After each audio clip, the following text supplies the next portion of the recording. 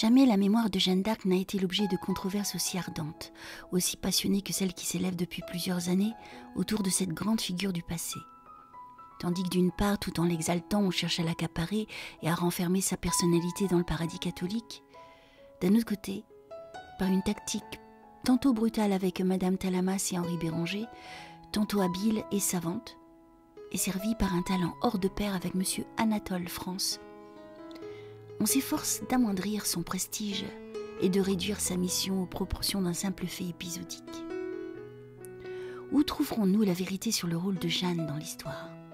À notre avis, elle n'est pas plus dans les rêveries mystiques des hommes de foi que dans les argumentaires à terre des critiques positivistes. Ni les uns ni les autres ne semblent posséder le fil conducteur qui permettra de s'orienter au milieu des faits qui composent la trame de cette existence extraordinaire pour pénétrer le mystère de Jeanne d'Arc. Il nous paraît nécessaire d'étudier, de pratiquer longuement les sciences psychiques. Il faut avoir sondé les profondeurs de ce monde invisible, de cet océan de vie qui nous enveloppe, dont nous sortons tous à la naissance et où nous replongeons à la mort. Comment pourrait-il comprendre Jeanne, ces écrivains dont la pensée ne s'est jamais élevée au-dessus du cercle des contingences terrestres, de l'horizon étroit d'un monde inférieur et matériel, qui n'ont jamais abordé les perspectives de l'au-delà? Depuis 50 ans, tout un ensemble de faits, de manifestations, de découvertes apporte un jour nouveau sur ces vastes aspects de la vie, pressentis de tout temps, mais sur lesquels nous n'avions jusqu'ici que des données vagues et incertaines.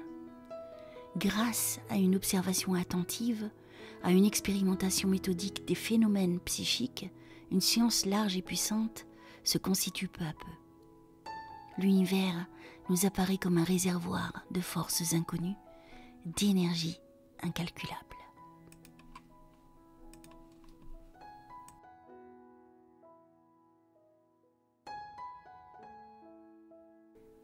Un infini vertigineux s'ouvre à la pensée, infini de réalité, de forme, de puissance vitale qui échappait à nos sens, et dont certaines manifestations ont pu être mesurées avec une grande précision à l'aide d'appareils enregistreurs. La notion du surnaturel s'écroule, mais l'immense nature doit reculer sans cesse les bornes de son domaine, et la possibilité d'une vie organique invisible, plus riche, plus intense que celle des humains, se révèle, régie par des lois imposantes. Cette vie, dans bien des cas, se mêle à la nôtre et l'influence en bien ou en mal. La plupart des phénomènes du passé affirmés au nom de la foi, ni au nom de la raison, peuvent désormais recevoir une explication logique, scientifique. Les faits extraordinaires qui parsèment l'existence de la Vierge d'Orléans sont de cet ordre. Leur étude rendue plus facile par la connaissance de phénomènes identiques, observés, classés, enregistrés de nos jours, peut seul nous expliquer la nature et l'intervention des forces qui agissaient en elle, autour d'elle, et orientèrent sa vie vers un noble but. Les historiens du XIXe siècle, Michelet, Wallon, Quicherat, Henri Martin, Siméon Luce, Joseph Fabre, Vallée de Viriville, Lannéry d'Arc ont été d'accord pour exalter Jeanne, pour voir en elle une héroïne de génie, une sorte de messie national. C'est seulement au XXe siècle que la note critique se fait entendre. Elle est parfois violente. Monsieur Talamas, professeur agrégé de l'université, est-il allé jusqu'à traiter cette héroïne de ribaude, comme l'en accusent certaines feuilles catholiques? Lui-même s'en défend. Dans son ouvrage Jeanne d'Arc, l'histoire et la légende, Paclot et compagnie éditeur, il ne sort pas des limites d'une critique honnête et courtoise.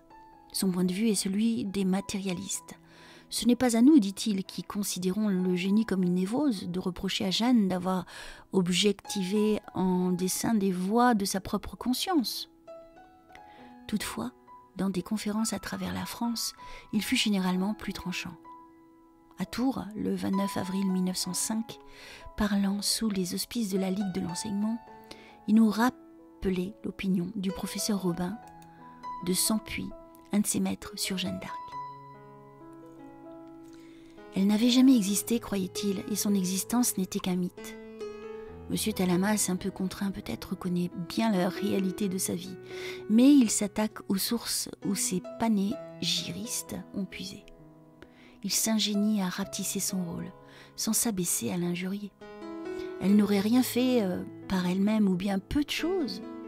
Par exemple, ce sont les Orléanais qui ont eu le mérite de leur délivrance.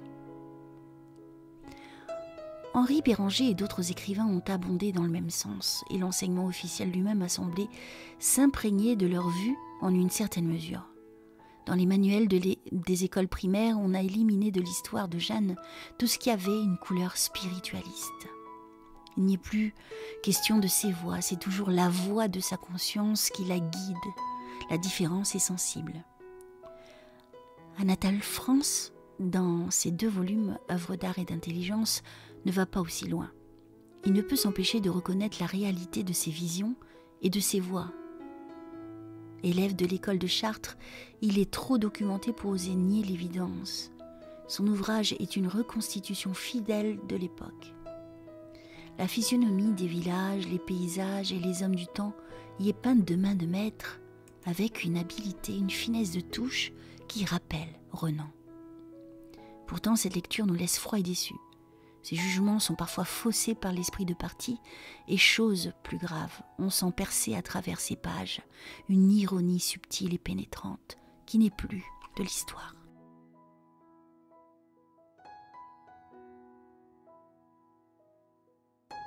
En réalité, le juge impartial doit constater que Jeanne, exaltée par les catholiques, est rabaissée par les libres penseurs, bien moins par haine que par esprit de contradiction et d'opposition envers les premiers. L'héroïne, tiraillée dans les 2 sens, devient ainsi une sorte de jouet entre les mains des partis. Il y a excès dans les appréciations des uns et des autres, et la vérité, comme presque toujours, est entre les 2 extrêmes.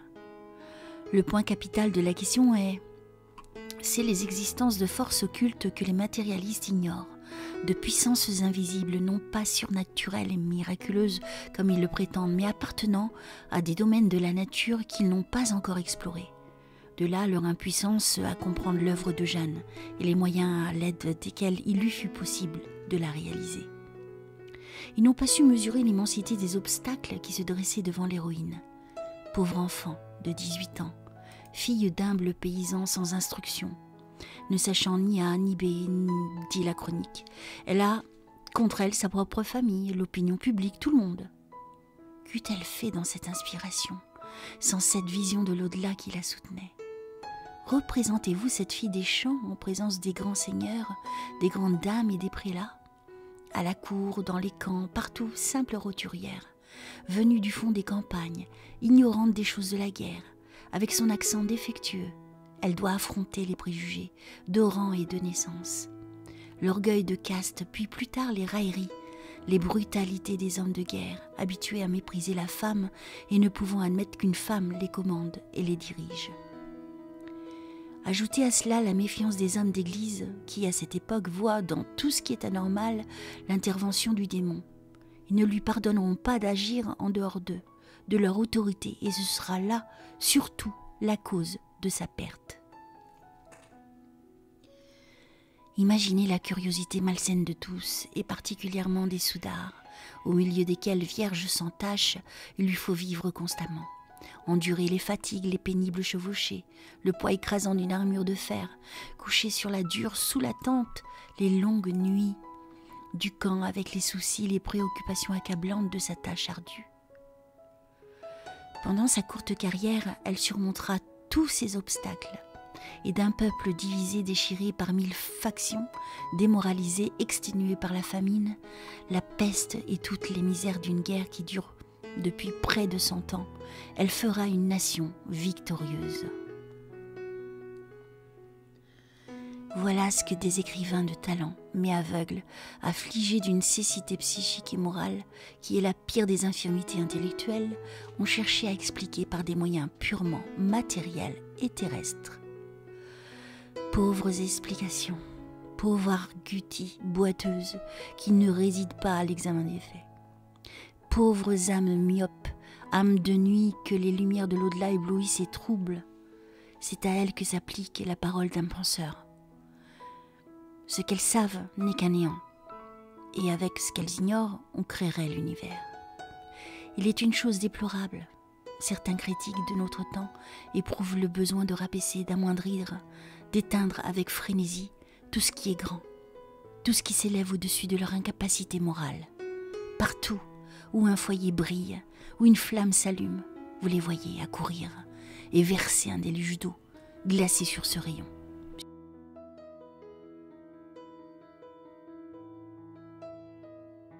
Ah, comme Jeanne, dans son ignorance des choses humaines, mais dans sa profonde vision psychique, leur donne une magnifique leçon par ses paroles, qu'elle adressait aux examinateurs de Poitiers et qui s'applique si bien aux sceptiques modernes, aux petits beaux esprits de notre temps. Je lis dans un livre où il y a plus de choses que dans les vôtres. Point d'exclamation. Apprenez à y lire aussi, messieurs les contradicteurs, et à connaître ses problèmes. Ensuite, vous pourrez parler avec un peu plus d'autorité de Jeanne et de son œuvre. À travers les grandes scènes de l'histoire, il faut voir passer les âmes des nations, des héros. Si vous savez les aimer, elles viendront à vous, ces âmes, et elles vous inspireront. C'est le secret du génie de l'histoire. C'est ce qui a fait les écrivains puissants comme Michelet, Henri Martin et d'autres. Ils ont compris le génie des races et des temps, et le souffle de l'au-delà court dans leurs pages.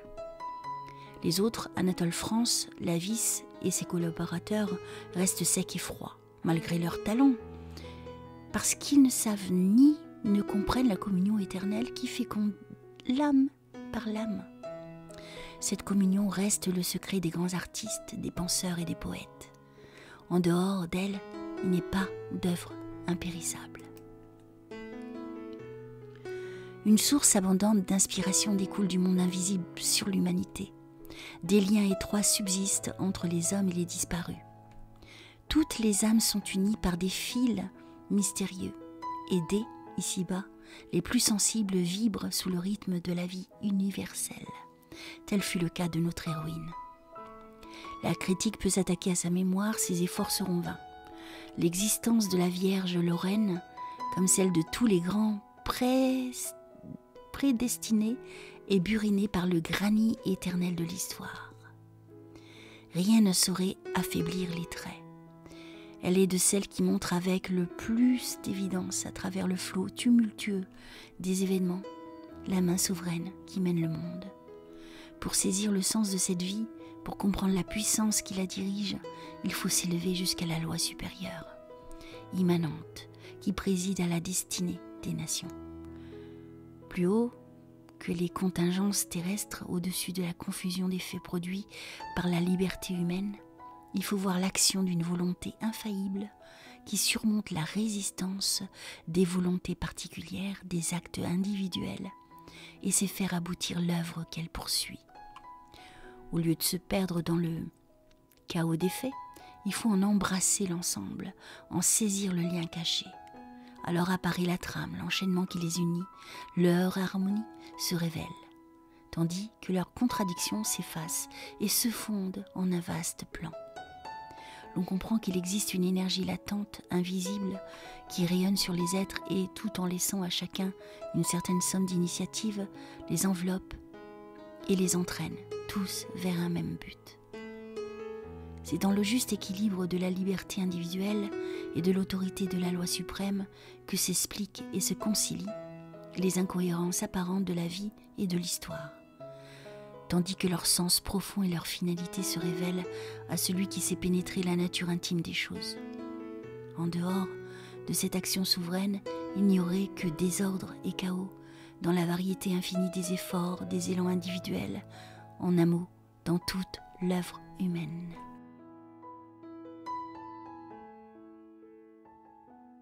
De Don Rémy à Reims, cette action est évidente dans l'épopée de la Pucelle. C'est qu'alors la volonté des hommes s'associe dans une large mesure aux fins poursuivies d'en haut. À partir du sacre, l'ingratitude, la méchanceté, les intrigues des courtisans et des clercs, le mauvais vouloir du roi reprennent le dessus.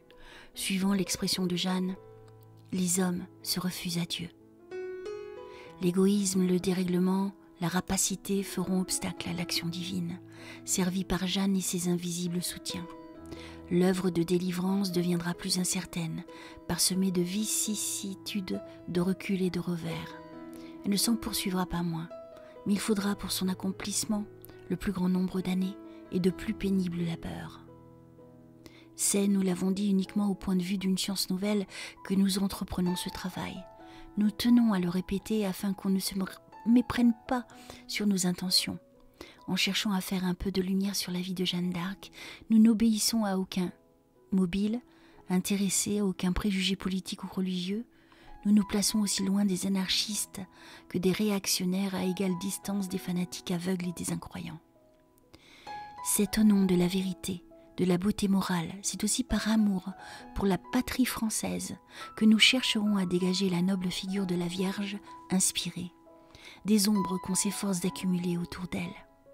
Sous prétexte d'analyse et de libre critique, il y a, disions-nous, à l'époque, une tendance profondément regrettable à dénigrer tout ce qui a fait l'admiration des siècles, à altérer, à ternir tout ce qui est exempt de tare et de souillure.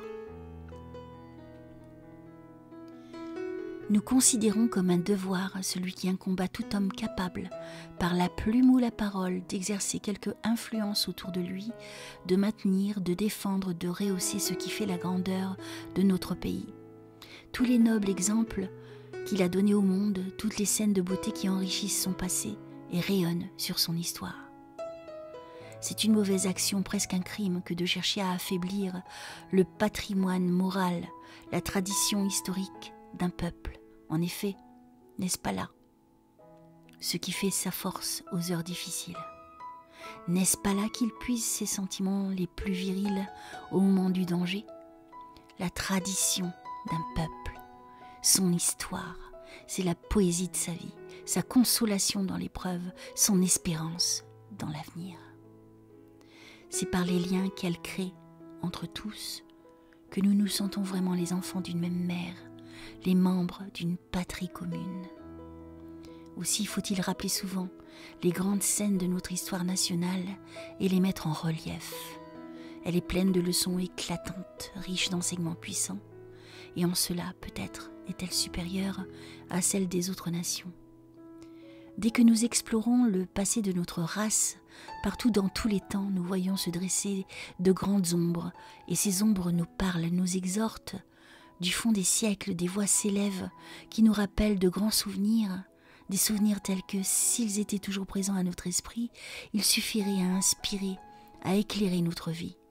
Mais le vent du scepticisme passe, l'oubli, l'indifférence se font, les préoccupations de la vie matérielle nous absorbent, et nous finissons par perdre de vue ce qu'il y a de plus grand, de plus éloquent dans les témoignages du passé. Parmi ces souvenirs, il n'y en est pas de plus touchant, de plus glorieux que celui de cette jeune fille extraordinaire qui a illuminé la nuit du Moyen-Âge de son apparition radieuse et dont Henri Martin a pu dire « Rien de pareil ne s'est produit dans l'histoire du monde ». Au nom du passé, comme de l'avenir de notre race, au nom de l'œuvre qui lui reste à accomplir, efforçons-nous donc de conserver dans son intégralité tout son héritage moral, et n'hésitons pas à rectifier les faux jugements que certains écrivains ont formulés en des publications récentes. Travaillons à rejeter de l'âme du peuple le poison intellectuel qu'on cherche à y répandre, afin de garder à la France cette beauté et cette force qui la feront grande, encore aux heures du péril, afin de rendre au génie national tout son prestige et son éclat, affaibli par tant de théories malfaisantes et de sophismes. Il faut reconnaître que dans le monde catholique, mieux que partout ailleurs, on a su rendre à Jeanne de solennels hommages. Dans les milieux croyants, on la loue, on la glorifie, on lui élève des statues, des basiliques. De leur côté, les républicains, libres penseurs, songeaient naguère à fonder en son honneur une fête annuelle, une fête nationale qui eût été en même temps celle du patriotisme. Mais dans un camp comme dans l'autre, on n'a guère réussi à comprendre le véritable caractère de l'héroïne, à saisir le sens de sa vie. Peu d'hommes ont su analyser cette grande figure qui se dresse au-dessus des temps et surpasse les plus hautes conceptions de l'épopée. Cette figure qui nous paraît plus imposante à mesure que nous nous éloignons d'elle. L'histoire de Jeanne est comme une mine inépuisable d'enseignements, dont on n'a pas mesuré toute l'étendue, dont on n'a pas tiré tout le parti désirable pour l'élévation des intelligences, pour la pénétration des lois supérieures de l'âme et de l'univers. Il est dans cette vie des profondeurs qui peuvent donner le vertige aux esprits mal préparés. On y rencontre des faits susceptibles de jeter l'incertitude, la confusion dans la pensée de ceux qui n'ont pas les données nécessaires pour résoudre ce problème grandiose. De là, tant de discussions stériles, tant de polémiques vaines. Mais pour celui qui a soulevé le voile du monde invisible, la vie de Jeanne s'éclaire, s'illumine. Tout en elle s'explique, se comprend. Je parle de discussion. Voyez, en effet, parmi ceux qui louent l'héroïne, combien de points de vue divers, combien d'appréciations contradictoires. Les uns cherchent, avant tout, dans sa mémoire une illustration pour leur parti, d'autres, pour une glorification tardive, songent à dégager certaines institutions séculaires des responsabilités qui ont pesé sur elles. Il en est qui ne veulent voir dans les succès de Jeanne que l'exaltation du sentiment populaire et patriotique. On peut se demander si à ces éloges qui montent de tous les points de la France vers la grande inspirée, il ne se mêle pas bien des intentions égoïstes, bien des vues intéressées. On pense à Jeanne sans doute, on aime Jeanne, mais en même temps ne pense-t-on pas trop à soi-même ou à son parti ? Ne cherche-t-on pas, dans cette vie auguste, ce qui peut flatter nos sentiments personnels, nos opinions politiques, nos ambitions inavouées ? Bien peu d'hommes, je le crains, savent se hausser au-dessus du parti pris, au-dessus des intérêts du caste ou de classe. Bien peu cherchent à pénétrer le secret de cette existence, et parmi ceux qui l'ont pénétré, aucun jusqu'ici, sauf en des cas restreints, n'a osé élever la voix et dire ce qu'il savait, ce qu'il voyait, ce qu'il comprenait. Quant à moi, si mes titres sont modestes pour parler de Jeanne d'Arc, du moins il en est un que je revendique hautement. C'est d'être affranchi de toute préoccupation de parti, de tout souci de plaire ou de déplaire. C'est dans toute la liberté de ma pensée, dans l'indépendance de ma conscience, libre de toute attache, ne cherchant, ne voulant en tout que la vérité. C'est dans cet état d'esprit que j'aborde ce grand sujet et vais rechercher le mot du mystère qui plane sur cette destinée. Incomparable. Première partie. Vie et médiumnité de Jeanne d'Arc. Fils de la Lorraine, née comme Jeanne dans la vallée de la Meuse, mon enfance a été bercée par les souvenirs qu'elle a laissés dans le pays. Pendant ma jeunesse, j'ai visité souvent les lieux où elle a vécu. J'aimais aérer sous les grandes voûtes de nos forêts lorraines, qui sont autant de débris de l'antique forêt des Gaules. Comme elle, j'ai bien des fois prêté l'oreille aux harmonies des champs et des bois, et je puis dire que je connais aussi les voix mystérieuses de l'espace, les voix qui, dans la solitude, inspirent le penseur et lui révèlent les vérités éternelles. Devenu homme, j'ai voulu suivre à travers la France la trace de ses pas. J'ai refait presque étape par étape ce douloureux voyage. J'ai vu ce château de Chinon où elle fut reçue par Charles VII et qui n'est plus qu'une ruine. J'ai vu au fond de la Touraine la petite église de Fierbois, d'où elle fit retirer l'épée de Charles Martel, et les grottes de Courtineau, où elle se réfugia pendant l'orage. Puis Orléans et Reims, Compiègne, où elle fut prise. Pas un lieu où elle est passée où je ne sois allée méditer, prier, pleurer en silence. Plus tard, dans cette cité de Rouen, au-dessus de laquelle plane sa grande ombre, que j'ai terminé ce pèlerinage. Comme les chrétiens qui parcourent pas à pas le chemin qui mène au calvaire, j'ai suivi la voie douloureuse qui conduisait à la grande martyre, au supplice. Plus récemment, j'y suis retournée à Domrémy.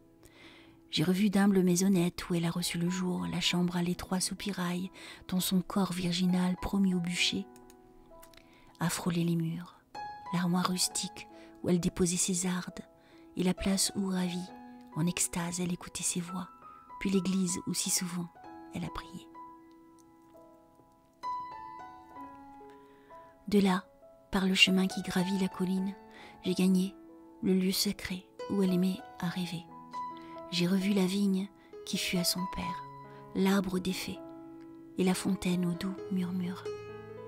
Le coucou chantait dans le bois chenu, des senteurs d'aubépine floppaient dans l'air, la brise agitait le feuillage et éveillait comme une plainte au fond du hallier. À mes pieds se déployaient les prairies riantes, émaillées de fleurs qu'arrosent les méandres de la Meuse. En face, la côte de Julien se dresse abrupte, souvenir de l'époque romaine et du César Apostat. Au loin, des coteaux boisés, des ravins profonds se succèdent jusqu'à l'horizon fuyant. Une douceur pénétrante, une paix sereine plane sur tout le pays.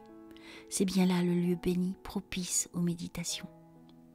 Le lieu où les vagues harmonies du ciel se mêlent aux murmures lointains et apaisés de la terre. Ô âme rêveuse de Jeanne, je cherche ici les impressions qui t'enveloppaient, et je les retrouve saisissantes, profondes. Elles étreignent mon esprit, elles l'emplissent d'une ivresse poignante. Et ta vie entière, épopée éblouissante, se déroule devant ma pensée, comme un panorama grandiose, couronné par une apothéose de flammes. Un instant j'ai vécu de cette vie, et ce que mon cœur a ressenti, aucune plume humaine ne saurait le décrire. Derrière moi, comme un monument étranger, note discordante dans cette symphonie des impressions et des souvenirs, se dresse la basilique et le monument théâtral où l'on voit Jeanne à genoux, au pied d'un Saint-Michel et de 2 images de saintes éclatant de dorure. La statue de Jeanne, seule, riche d'expression, touche, intéresse, retient le regard. Un nom est gravé sur le socle, celui d'Allard. Cette œuvre est celle d'un spirit. À quelque distance de Don Rémy, sur un raide coteau, au milieu des bois, se cache la modeste chapelle de Bermond. Jeanne y venait chaque semaine. Elle suivait le sentier qui, de Goreux, se déroule sur le plateau, fuit sous les ombrages et passe près de la fontaine de Saint-Thiébaut. Elle gravissait la colline pour s'agenouiller devant l'antique Madone, dont la statue du 8e siècle y est encore vénérée de nos jours. J'ai suivi, pensif, recueilli, ce sentier pittoresque. J'ai parcouru ces bois touffus où chantent les oiseaux. Tout le pays est plein de souvenirs celtiques. Nos pères avaient dressé là un autel de pierre. Ces fontaines sacrées, ces ombrages austères furent témoins des cérémonies de culte druidique. L'âme de la Gaule vit et palpite en ces lieux. Sans doute elle parlait au cœur de Jeanne, comme elle parle encore aujourd'hui au cœur des patriotes et des croyants éclairés. J'ai porté mes pas plus loin. J'ai voulu voir dans les environs tout ce qui a participé à la vie de Jeanne, tout ce qui rappelle sa mémoire, Vouton, où naquit sa mère, et le petit village de Buré-la-Côte, qui possède toujours la demeure de son oncle Durand-Laxart. Celui qui facilita l'accomplissement de sa mission en la conduisant à Vaucouleurs, près du sire de Baudricourt. L'humble maison est encore debout, avec les écussons aux fleurs de lys qui en décorent le seuil, mais elle est changée en étable. Une simple chaînette en fixe la porte. Je la détache et à ma vue un chevreau, blotti dans l'ombre, fait entendre sa voix grêle et plaintive. J'ai erré en tous sens dans ce pays, m'enivrant à la vue des sites qui servirent de cadre à l'enfance de Jeanne. J'ai parcouru les vallées étroites, latérales, à celle de la Meuse qui se creuse entre les bois sombres. J'ai médité dans la solitude le soir, à l'heure où chante le rossignol, quand les étoiles s'allument au fond des cieux. J'y prêtais l'oreille à tous les bruits, à toutes les voix mystérieuses de la nature. Je me sentais en ces lieux, loin de l'homme, un monde invisible planait autour de moi. Alors la prière jaillit des profondeurs de mon être, puis j'évoquai l'esprit de Jeanne, et aussitôt je sentis le soutien et la douceur de sa présence. L'air frémissait, tout semblait s'éclairer autour de moi. Des ailes invisibles battaient dans la nuit. Une mélodie inconnue descendait des espaces, berçait mes sens, faisait couler mes pleurs. Et l'ange de la France m'a dicté des paroles que, suivant son ordre, je retrace ici, pieusement. La situation en 1429. Quelle était la situation de la France au XVe siècle, au moment où Jeanne d'Arc va apparaître sur la grande scène de l'histoire? La guerre contre l'Angleterre dure depuis près de 100 ans. Dans 4 défaites successives, la noblesse française a été écrasée, presque anéantie. De Crécy à Poitiers et des champs d'Azincourt À ceux de Verneuil, notre chevalerie a jonché le sol de ses morts. Ce qu'il en reste est divisé en partis rivaux, dont les querelles intestines affaiblissent et désolent la France. Le duc d'Orléans est assassiné par les estaffiers du duc de Bourgogne et celui-ci est un peu plus tard mis à mort par les Armagnacs. Tout cela s'accomplit sous l'œil de l'ennemi, qui s'avance pas à pas et envahit les provinces du Nord, alors que depuis longtemps déjà, il occupe la Guyenne. Après une résistance acharnée au cours d'un siège qui surpasse en horreur tout ce que l'imagination peut enfanter de lugubre, Rouen a dû se rendre.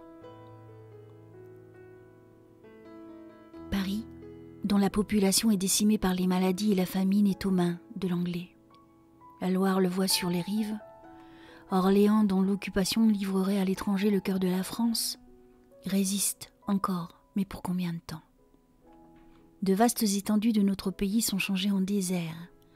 Plus de culture, les villages sont abandonnés. On ne voit que ronces et chardons, poussant à l'envi, des ruines noircies par l'incendie. Partout, les traces des ravages de la guerre, la désolation et la mort. Les habitants des campagnes désespérés se cachent dans des souterrains, d'autres se réfugient dans les îles de la Loire ou cherchent un abri dans les villes où ils meurent de faim. Souvent, pour échapper à la soldatesque, ces malheureux se sauvent dans les bois, s'organisent en bandes et deviennent bientôt aussi cruels que les routiers devant lesquels ils ont fui. Des loups rôdent aux abords des villes, y pénètrent la nuit et dévorent les cadavres laissés sans sépulture. Telle est la grande pitié qui est au royaume de France, comme ces voix le disent à Jeanne. Le pauvre Charles VI, dans sa démence, a signé le traité de Troyes, qui déshérite son fils et constitue Henri d'Angleterre héritier de sa couronne. Et lorsque dans la basilique de Saint-Denis, sur le cercueil du roi fou, un héros d'armes proclama Henri de Lancastre, roi de France et d'Angleterre, les restes de nos rois couchés sous les lourdes dalles de leur tombe durent tressaillir de honte et de douleur.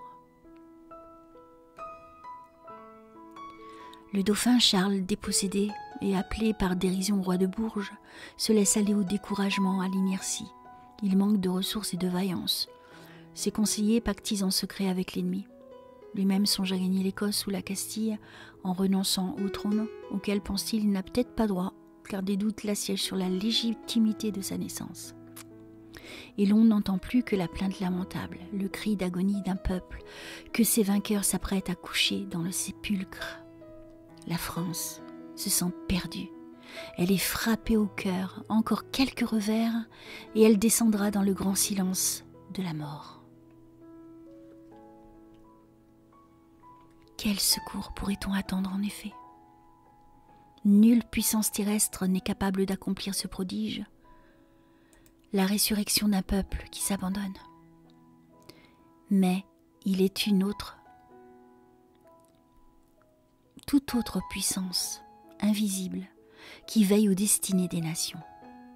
Au moment où tout semble s'effondrer, elle fera surgir du sein des foules l'aide rédemptrice. Certains présages semblent en annoncer la venue.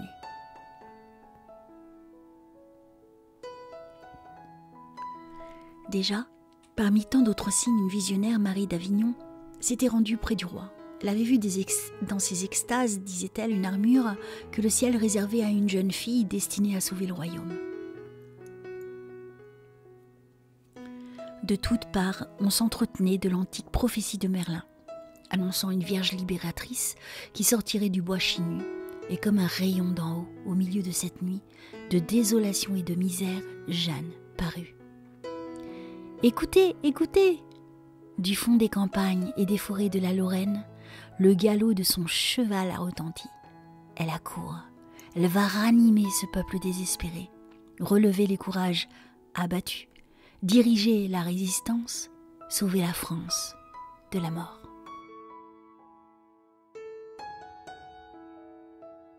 Enfance de Jeanne d'Arc. Au pied des coteaux qui bordent la Meuse, quelques chaumières se groupent autour d'une modeste église. En aval, en amont, s'étendent de vertes prairies, qu'arrose la petite rivière aux eaux limpides. Sur les pentes se succèdent des cultures et des vignes jusqu'à la forêt profonde qui se dresse comme une muraille au front des collines, forêt pleine de murmures mystérieux et de chants d'oiseaux, d'où surgissent parfois, à l'improviste, les loups, terreur des troupeaux, ou les hommes de guerre, pillards et dévastateurs, plus dangereux que des fauves. C'est Domrémy, village jusqu'alors ignoré, mais qui, par l'enfant dont il vit la naissance en 1412, va devenir célèbre dans le monde entier. Jeanne n'était pas de haute naissance, fille de pauvres laboureurs. Elle filait la laine aux côtés de sa mère ou gardait son troupeau dans les prairies de la Meuse, lorsqu'elle n'accompagnait pas son père à la charrue. Elle ne savait ni lire ni écrire, elle ignorait tout des choses de la guerre. C'était une douce et bonne enfant, aimée de tous, surtout des pauvres, des malheureux, qu'elle ne manquait jamais de secourir, de consoler. On raconte à ce sujet des anecdotes touchantes. Elle cédait volontiers sa couchette à quelques pèlerins fatigués et passait la nuit sur une botte de paille pour procurer le repos à des vieillards épuisés par une longue route. Elle soignait les malades comme ce petit Simon Minier, son voisin qui grelottait la fièvre, s'installant à son chevet, elle le veillait pendant la nuit. Rêveuse, elle aimait le soir contempler le ciel plein d'étoiles ou bien à suivre le jour les gradations de la lumière et des ombres. Le bruit du vent dans les branches ou les roseaux, le murmure des sources, toutes les harmonies de la nature l'enchantaient. Mais à tout cela, elle préférait encore le son des cloches. C'était pour elle comme un salut du ciel à la terre. Et lorsque dans la paix du soir, loin du village, dans quelques replis de terrain où s'abritait son troupeau, elle percevait leurs notes argentines, leurs vibrations calmes et lentes, annonçant le moment du retour. Elle s'abîmait dans une sorte d'extase, dans une longue prière où elle mettait toute son âme avide des choses divines. Malgré sa pauvreté, elle trouvait moyen de donner au donneur du village quelques gratifications pour qu'il prolongeât la chanson de ses cloches au-delà des limites habituelles. Pénétrée de l'intuition que sa venue sur la terre avait un but élevé, elle plongeait par la pensée dans les profondeurs de l'invisible pour discerner la voie où elle devrait s'engager. Elle se cherchait elle-même, nous dit Henri Martin. Tandis que, parmi ses compagnons d'existence, tant d'âmes restent enfermées et comme éteintes en leur prison charnelle, tout son être s'ouvre aux hautes influences. Dans le sommeil, son esprit dégagé des liens matériels plane dans l'espace éthéré. Il en perçoit les clartés intenses et se retrempe dans les courants puissants de vie et d'amour qui y règnent. Et, au réveil, il conserve l'intuition des choses entrevues. Ainsi, peu à peu, par ces exercices, ses facultés psychiques s'éveillent et grandissent. Bientôt, elles vont entrer en action. Cependant, ses impressions, ses rêveries, n'altéraient pas son amour du travail. Assidue à sa tâche, elle ne négligeait rien pour satisfaire ses parents et tous ceux avec qui elle avait affaire. « Vive labeur !» dira-t-elle plus tard, affirmant ainsi que le travail est le meilleur ami de l'homme, son soutien, son conseiller dans la vie, son consolateur dans l'épreuve, et qu'il n'est pas de vrai bonheur sans lui. « Vive labeur !» c'est la devise que sa famille adoptera et fera inscrire sur son blason lorsque le roi l'aura anobli. Jusque dans les humbles détails de l'existence de Jeanne se manifeste un sentiment très vif du devoir, un jugement sûr, une claire vision des choses qui la rendent supérieure à tous ceux qui l'entourent. On reconnaît déjà là une âme extraordinaire, une de ces âmes passionnées et profondes qui descendent sur la terre pour accomplir une grande mission. Une influence mystérieuse l'enveloppe. Des voix parlent à ses oreilles et à son cœur. Des êtres invisibles l'inspirent, dirigent tous ses actes, tous ses pas. Et voilà que ces voix commandent. Des ordres impérieux se font entendre. Il faut renoncer à la vie paisible. Pauvre enfant de 17 ans, elle devra affronter le tumulte des camps. Et à quelle époque ? À cette époque farouche où trop souvent les soldats sont des bandits ?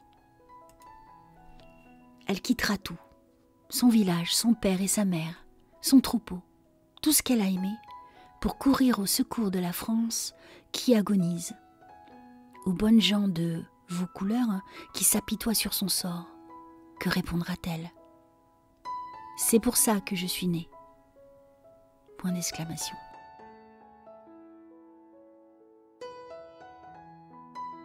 La première vision se produisit un jour d'été à l'heure de midi. Le ciel était sans nuages et le soleil versait sur la terre assoupie tous les enchantements de sa lumière. Jeanne priait dans le jardin attenant à la maison de son père, près de l'église. Elle entendit une voix qui lui disait « Jeanne, fille de Dieu, sois bonne et sage, fréquente l'église, mets ta confiance au Seigneur. » Elle fut saisie, mais élevant son regard dans une clarté éblouissante, elle vit une figure angélique qui exprimait à la fois la force et la douceur qui l'entouraient, des formes radieuses. Un autre jour, l'Esprit, l'archange Michael et les saintes qui l'accompagnaient l'entretiennent de la situation du pays et lui révèlent sa mission. Il faut que tu ailles au secours du dauphin afin que par toi il recouvre son royaume. Et Jeanne tout d'abord se défend. Je suis une pauvre fille, ne sachant ni chevaucher ni guerroyer. Fille de Dieu, va, je serai ton secours, lui répond la voix. Peu à peu, ces entretiens avec les esprits devenaient plus fréquents. Ils n'étaient pas de longue durée. Les conseils d'en haut sont toujours brefs, concis, lumineux. C'est ce qui résulte de ces réponses aux interrogatoires de Rohan. Quelle doctrine vous montrait Archange Michael, lui demande-t-on. Sur toute chose, il me disait, sois bon enfant et Dieu t'aidera. Cela est simple et sublime à la fois et résume toute la loi de la vie. Les esprits élevés ne se répandent pas en longs discours. Aujourd'hui encore, ceux qui peuvent communiquer avec les plans supérieurs de l'au-delà n'en reçoivent guère que des instructions courtes, profondes et marquées au coin d'une haute sagesse.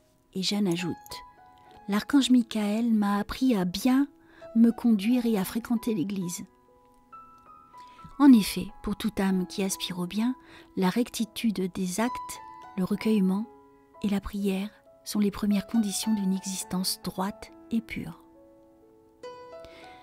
Un jour, l'archange Michael lui dit « Fille de Dieu, tu conduiras le dauphin à Reims, afin qu'il y reçoive son digne sacre. » Sainte Catherine et Sainte Marguerite lui répétaient sans cesse « Va, va, nous t'aiderons. » Alors s'établissent entre Jeanne et ses guides des rapports étroits. Chez ses frères de paradis, elle va puiser la résolution nécessaire pour accomplir son œuvre. Elle en est toute pénétrée. La France l'attend.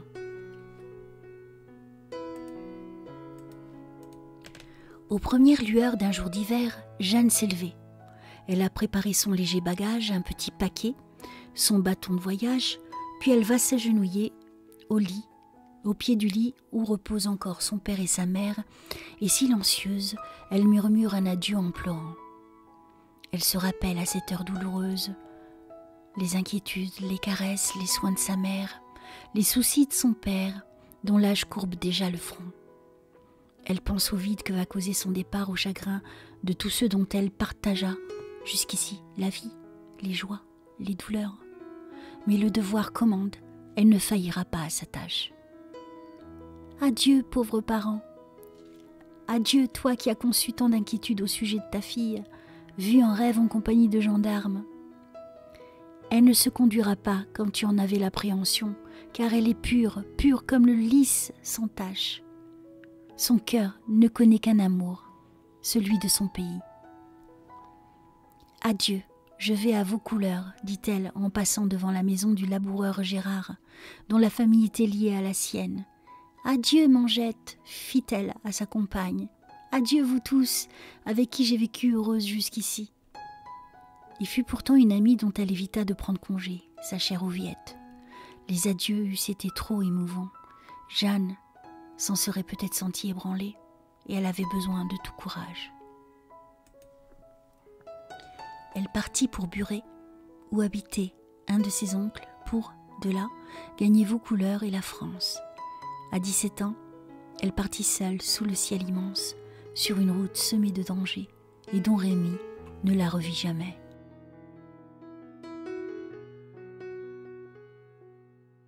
La La médiumnité de Jeanne d'Arc, ce qu'étaient ses voix, phénomènes analogues, anciens et récents. Les phénomènes de vision, d'audition, de prémonition qui parsèment la vie de Jeanne d'Arc ont donné lieu aux interprétations les plus diverses. Parmi les historiens, les uns ont vu là des cas d'hallucination, certains sont allés jusqu'à parler d'hystérie ou de névrose, d'autres ont attribué à ces faits un caractère surnaturel et miraculeux. À mesure que s'accroît la connaissance de l'univers et de l'être, la notion du surnaturel recule, s'évanouit. On le comprend désormais. La nature est une, mais dans son immensité, elle décèle des domaines, des formes de vie qui ont longtemps échappé à nos sens. Ceux-ci sont des plus bornés. Ils ne nous laissent percevoir que les aspects les plus grossiers, les plus élémentaires de l'univers et de la vie. Leur pauvreté, leur insuffisance s'est révélée jusqu'au moment de l'invention des puissants instruments d'optique, le télescope et le microscope, qui ont élargi dans tous les sens le champ de nos perceptions visuelles. Que savions-nous des infiniment petits avant la construction des appareils grossissants? Que savions-nous de ces innombrables existences qui pullulent et s'agitent autour de nous et même en nous? Ce ne sont là pourtant que les bas-fonds de la nature et pour ainsi dire le substratum de la vie. Mais au-dessus, des plans se succèdent et s'étagent sur lesquels se graduent des formes d'existence de plus en plus subtiles, éthérées, intelligentes, d'un caractère encore humain, puis angéliques à certaines hauteurs, appartenant toujours par leur forme, sinon par leur essence, à ces états impondérables de la matière que la science constate aujourd'hui, sous plusieurs de leurs aspects, par exemple, dans la radioactivité des corps, les rayons Röntgen, dans tout l'ensemble des expériences faites sur la matière radiante. Au-delà des formes visibles et tangibles qui nous sont familières. Nous savons maintenant que la matière se retrouve encore sous des états nombreux et variés, invisibles et impondérables, que peu à peu, elle s'affine, se transforme en force et en lumière, pour devenir l'éther cosmique des physiciens. Dans tous ces états, sous tous ces aspects, elle est encore la substance dans laquelle se tissent d'innombrables organismes, des formes de vie d'une ténuité inimaginable. Dans cet océan de matière subtile, une vie intense s'agite au-dessus et autour de nous, par-delà le cercle étroit de nos sensations. Des abîmes se creusent, un vaste monde inconnu se découle, peuplé de forces et d'êtres que nous ne percevons pas, mais qui cependant participent à notre existence, à nos joies, à nos souffrances et, dans une certaine mesure, peuvent nous influencer, nous secourir. C'est dans ce monde incommensurable qu'une science nouvelle s'efforce de pénétrer. Dans une conférence faite à l'Institut général psychologique, il y a quelques années, le docteur Duclos, directeur de l'Institut Pasteur, s'exprimait en ces termes. Ce monde peuplé d'influences que nous subissons sans les connaître, pénétré de ce quid divinum que nous devinons sans en avoir le détail, est plus intéressant que celui dans lequel s'est, jusqu'ici confiné, notre pensée. Tâchons de l'ouvrir à nos recherches, il y a là d'immenses découvertes à faire dont profitera l'humanité. Chose merveilleuse, nous appartenons nous-mêmes pour une partie de notre être la plus importante à ce monde invisible qui se révèle chaque jour aux observateurs attentifs. Il est en chaque être humain une forme fluidique, un corps subtil, indestructible, image fidèle du corps physique et dont celui-ci n'est que le revêtement passager, la gaine grossière. Cette forme a ses sens propres, plus puissants que ceux du corps physique, ceux-ci n'en sont que le prolongement affaibli.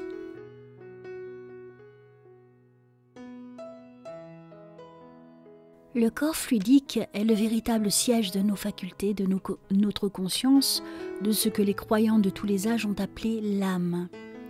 Celle-ci n'est pas une vague entité métaphysique, mais plutôt un centre impérissable de force et de vie, inséparable de sa forme subtile. Elle préexistait à notre existence et la mort n'a pas d'action sur elle. Elle se retrouve au-delà de la tombe dans la plénitude de ses acquisitions intellectuelles et morales. Sa destinée est de poursuivre à travers le temps et l'espace son évolution vers les états toujours meilleurs, toujours plus éclairés des rayons de la justice, de la vérité, de l'éternelle beauté. L'être perfectible à jamais recueille dans son état psychique agrandi le fruit des travaux, des sacrifices et des épreuves de toutes ses existences. Ceux qui ont vécu parmi nous et poursuivent leur évolution dans l'espace ne se désintéressent pas de nos souffrances et de nos larmes. Des plans supérieurs de la vie universelle découlent sans cesse sur la terre des courants de force et d'inspiration. De là viennent les illusions, les illuminations soudaines du génie, les souffles puissants qui passent sur les foules aux heures décisives. De là, le soutien et le réconfort pour ceux qui ploient sous le fardeau de l'existence. Un lien mystérieux relie le visible et l'invisible. Des rapports peuvent s'établir avec l'au-delà à l'aide de certaines personnes spéciales, douées, chez qui les sens cachés de l'âme, les sens psychiques, ces sens profonds qui dorment chez tout être humain, peuvent s'éveiller et entrer en action dès cette vie. Ce sont ces êtres que nous nommons des médiums. Au temps de Jeanne d'Arc, on ne pouvait comprendre ces choses. On ne possédait sur l'univers et sur la véritable nature de l'être que des notions confuses et, sur bien des points, incomplètes ou erronées. Cependant, depuis des siècles, l'esprit humain, malgré ses hésitations, ses incertitudes, a marché de conquête en conquête. Aujourd'hui, il commence à prendre son essor. La pensée humaine s'élève. Nous venons de le voir au-dessus du monde physique et plonge dans les vastes régions du monde psychique où l'on commence à entrevoir le secret des causes, la clé de tous les mystères, la solution des grands problèmes de la vie, de la mort et de la destinée. Nous n'oublions pas les railleries dont ces études ont été l'objet au début, ni combien de critiques accablent encore ceux qui courageusement persévèrent dans ces recherches, dans ces relations avec l'invisible. Mais n'a-t-on pas raillé, même au sein des sociétés savantes, bien des découvertes qui plus tard se sont révélées comme autant de vérités éclatantes. Il en sera de même de l'existence des esprits. L'un après l'autre, les hommes de science sont obligés de l'admettre, et souvent à la suite d'expériences destinées à en démontrer le peu de fondement. Sir Crookes, le célèbre chimiste anglais, dont ses compatriotes font l'égal de Newton, et de cela. Citons aussi Russell Wallace, Lodge, Lombroso en Italie, les docteurs Paul Gibier et Dariex en France, en Russie le conseiller d'État Aksakov, en Allemagne le Barrel de Prel et l'astronome Zollner.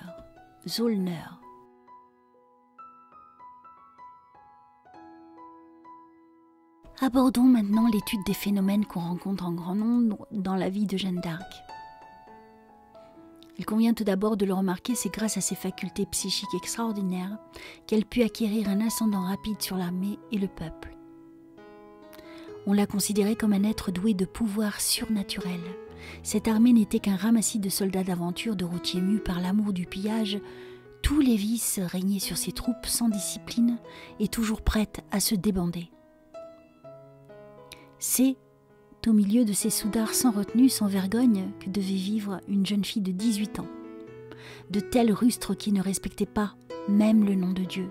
Il lui fallait faire des croyants, des hommes disposés à tout sacrifier pour une noble et sainte cause. Elle sut s'accomplir ce miracle.